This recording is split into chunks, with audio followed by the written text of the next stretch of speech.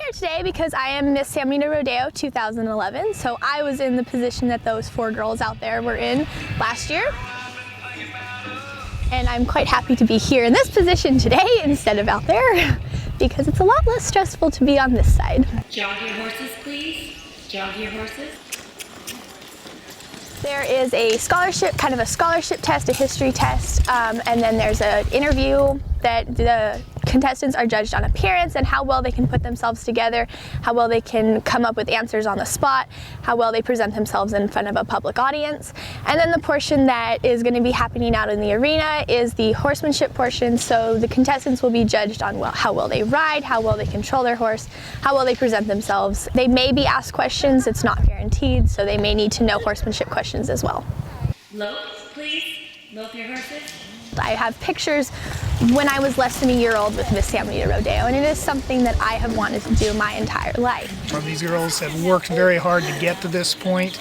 Many of them have watched this contest for years, waiting for their chance to compete. And up first to show us the pattern is going to be past queen, Miss Gracie Tobias. I think it's very empowering because you are running to represent an entire association, and I think that is a tremendous responsibility and a tremendous honor. The Queen Contest started early in the show history, and it was gone for 52 years. We did not have a Queen Contest, and in 1991 we decided to start up the Queen Contest again, and we've had it ever since. And I think it's very special because it embodies the sense of community that I think is very, very apparent among the ranching families here in San Benito County. And it shows and enlightens the public about the traditions and the customs of the vaqueros. One of the special events that we have here at the Saddle Horse Show and Rodeo is the figure 8 roping contest. And in that event, the person who is horseback is required to not only rope the animal, but they have to put a figure 8 loop around the head and neck of the animal and around the front 2 legs if they can do that. And that is one of the ways that a cowboy or the vaqueros could go out and they could rope a calf or a steer, and they could go ahead and give it a vaccination or medicate it in some way, check its eye, do anything that they needed to do to it if they were on their own. In the early days, all of these people came off ranches. I mean, San Benito County, that's all that was here, were cattle ranches. They just wanted to get together and practice the skills that they do as a cowboy, but also enjoy themselves and learn from others. Lola Golly, George Rose Sr. are in the Hall of Fame, Cowboy Hall of Fame.